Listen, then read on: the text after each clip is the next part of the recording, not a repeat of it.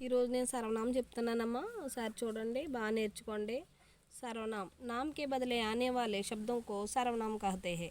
यह वह ये वे तू आप तुम ఈ పదాలు వస్తాయి. మొదటిది పురుషవాచక సర్వనామం. ఇవి మళ్ళీ పురుషవాచక సర్వనామాలు మళ్ళీ 3 రకాలుగా డివైడ్ చేసాం. ఉత్తమ పురుష, మధ్యమ పురుష, अन्य पुरुष. उत्तम పురుషులోకి బోల్నే వాలే కే లియే ఇన్కా ప్రయోగ్ కియా జాతా హై. చెప్పేవారి గురించి వీటిని ప్రయోగిస్తారు. మై అంటే నేను, హమ్ అంటే మేము, హమారా మా యొక్క, ముజే నాకు అనే పదాలు ఉపయోగిస్తాం. అన్య పురుష చూడండి ఇక్కడ అన్య పురుష సున్నే వాలేకే ఇంకా ప్రయోగ్ కియా జాతా హై. చూడండి ఇక్కడ ఏమని ఉన్నది, ఇక్కడ ఉత్తమ పురుష, మధ్యమ పురుష. ఇది మధ్యమ పురుష. మధ్యమ పురుష అంటే ఇక్కడ వినేవారి గురించి చెప్పబడింది. తూ, తుమ్, తుజే. తూ అంటే నీవు, తుమ్ అంటే మీరు, తుజే అంటే నీ యొక్క.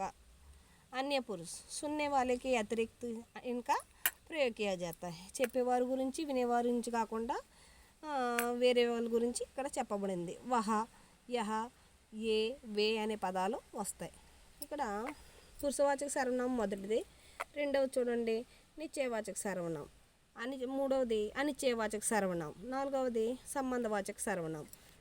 ఐదవది ప్రశ్నవాచక సర్వనామం. ఆరవది నిజవాచక సర్వనామం. निजवाचक सर्वनाम ఇక్కడ చూడండి पुरुषवाचक सर्वनाम बोलने वाले सुनने वाले तथा अन्य पुरुषों संज्ञा के स्थान पर निज सर्वनाम का प्रयोग होता है, उसे पुरुषवाचक सर्वनाम कहते हैं. చూడండి పురుషవాచక సర్వనామంలో ఇక్కడ ఏమేమి సెంటెన్స్ వస్తున్నాయి. మై, హమ్, తూ, తుమ్, వహ, యహ, ఏ, వే అనే పదాలు పురుషవాచక సర్వనామంలో వస్తాయి. यह 3 प्रकार के हैं. పురుషవాచక సర్వనామాన్ని మళ్ళీ 3 రకాలుగా విభజించారు. చూడండి ఉత్తమ పురుషులో మై, హమ్ అనే పదాలు వస్తాయి. మధ్యమ పురుషులో తూ, తుమ్ అనే పదాలు వస్తాయి. అన్య పురుషులో యహ, వహ, ఏ, వేలు అనేవి వస్తూ ఉంటాయి. చూడండి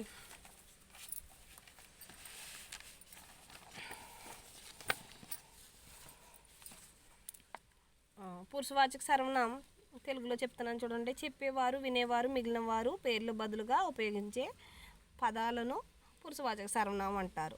ఇక్కడ ఉత్తమ పురుషులో మై అంటే నేను, హమ్ అంటే మేము. మధ్యమ పురుషులో చూడండి తూ అంటే నీవు, తుమ్ అంటే మీరు. అన్య పురుషు చూడండి యహ ఇది ఇతడు, ఈమె ఈ, వహ అది అతడు ఆమె అనే పదాలు వస్తాయి. ఏ వీరు, వే వారు ఈ పదాలు ఉపయోగిస్తారు. निश्चयवाचक सर्वनाम చూడండి जो सर्वनाम निश्चित व्यक्ति या वस्तु का बोध कराते तो చూడండి ఒకసారి उसे क्या कहते हैं निश्चयवाचक सर्वनाम कहते हैं. చూడండి యహ, వహ, ఏ, వే పదాలు వస్తాయి. చూడండి పర్టికులర్గా మనం చెప్తాం. నిశ్చిత వ్యక్తి కానీ వస్తువు పేరు కానీ చెప్పినట్లయితే దాన్ని చూడండి నిశ్చయముగా వ్యక్తిని లేదా వస్తువును సూచించే పదాలను నిశ్చయవాచక సర్వనామం అంటారు. ఇతడు, ఈ, అతడు, ఈమె, ఆమె అనే పదాలు వస్తాయి. వీరు, వారు. చూడండి యహ ఆమ్ హై ఇది మామిడి పండు అన్నాం. పర్టికల్గా ఇతడు శ్రీజ, శ్రీనివాసరావు, ఇతడు శ్రీనివాసరావు అన్నాం. అలా విధంగా మనము శ్రీనివాసరావు అనే పదము ఎవరికి ఉపయోగిస్తున్నాం, ఆ పలానా వ్యక్తి పర్టికులర్గా చెప్తున్నాం కాబట్టి. లేదా ఇది మామిడి పండు అన్నాం, లేదా ఇది ఎలా పదాలు కొన్ని పదాలు ఉపయోగిస్తూ ఉంటాం. పర్టికులర్గా వ్యక్తి పేరు కానీ వస్తువు పేరు కానీ తెలియజేసినట్లయితే దాన్ని నిశ్చయవాచక సర్వనామం అంటారు. అనిశ్చయవాచక సర్వనామం निश्चित व्यक्ति या वस्तु का बोध नहीं कराते तो उसे అనిశ్చయవాచక సర్వనామం कहते हैं. పర్టికులర్గా పలానా వ్యక్తి కానీ వస్తువు కానీ చెప్పకపోయినట్లయితే దాన్ని అనిశ్చయవాచక సర్వనామం అంటారు. చూడండి ఉదాహరణ కోయి అంటే కుచ్ అంటే ఎవరో, కొన్ని ఈ పదాలు ఉపయోగిస్తాం. ఆప్ కుచ్ ఖాయియే తమరు ఏమైనా కొద్దిగా తినండి అంటాం. కొద్దిగా ఎంత అనేది మనం చెప్పాం. చూడండి అనిశ్చయవాచక సర్వనామం నిశ్చయంగా వ్యక్తిని లేదా వస్తువును సూచించబడనిచో దాన్ని అనిశ్చయవాచక సర్వనామం అంటారు. ఉదాహరణ చూడు అక్కడ ఎవరో ఉన్నారంటాం. ఎవరు అనేది పర్టికులర్గా చెప్పట్లేదు మనం. అలాగే అక్కడ కొన్ని వస్తువులనే పట్టుకురా అంటాం. అంటే ఏ వస్తువులు అనేవి చెప్పలేదు కాబట్టి అనిశ్చయవాచక సర్వనామంకి వస్తూ ఉంటాయి. సంబంధవాచక సర్వనామం जो सर्वनाम दो उपवाक्यों में प्रयुक्त होकर उनके बीच में संबंध को सूचित करते तो उसे संबंधवाचक सर्वनाम कहते हैं.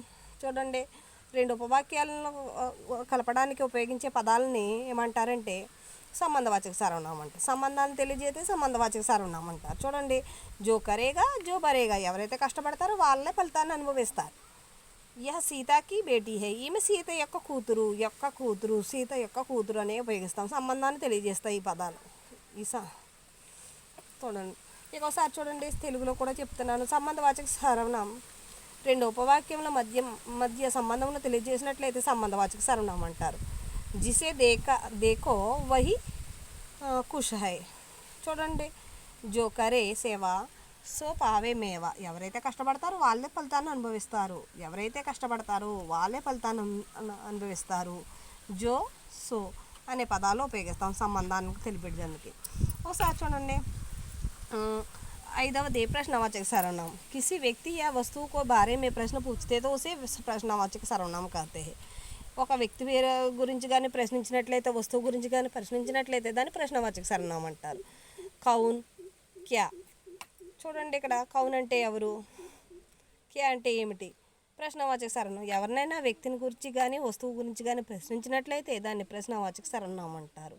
తుమ్హారా నామ్ క్యా హై, మీ పేరేమిటి, ఇలా ప్రశ్నించినట్లయితే ప్రశ్నవాచక సర్వనామంలోనికి వస్తుంది. ఓసారి నిజవాచక సర్వనామం. స్వయం కే अर्थ में इसका प्रयोग किया जाता है, इसलिए इसे నిజవాచక సర్వనామం कहते हैं. స్వయంగా చెప్పడానికి దీన్ని నిజవాచక సర్వనామంకు ఉపయోగిస్తారు. చూడండి, అపనా, అప్నే, ఆప్ అనే పదాలు వస్తూ ఉంటాయి నిజవాచక సర్వనామంలో. ఆప్ స్వయం కర్కే దేకో, తమను స్వయంగా చేసి చూడండి, స్వయం అన్న స్వయం అర్థంలో ఉపయోగిస్తూ ఉంటాం. చూడండి, మై అపనా కామ్ కర్తా హూ, నేను నా పని చేస్తున్నాను, నేను నా అపనా అనే పదాల్లో ఉపయోగిస్తాం. అపనా అనే పదం కానీ ఇలాంటివి వచ్చినట్లయితే నిజవాచక సర్వనామంకి వస్తుంది. చూడండి, నిజవాచక సర్వనామం తన గురించి చెప్పే పదాన్ని నిజవాచక సర్వనామం అంటారు. నేను నా పని చేస్తున్నాను, మై అపనా కామ్ కర్తా హూ, నేను నా పని చేస్తున్నాను, అపనా అనే పదం వచ్చినట్లయితే నిజవాచక సర్వనామంలోనికి వస్తుంది. రాము అప్నే గావ్ జాతా హై, రాము తన ఊరికి వెళ్తున్నాడు అనే పదాన్ని ఉపయోగిస్తూ ఉంటాం. చూడండి, ఇక్కడ అప్పనే అని కానీ అప్పనా అని కానీ వచ్చినట్లయితే నిజవాచక సర్వనామంకి వస్తుంది. ధన్యవాదాలు.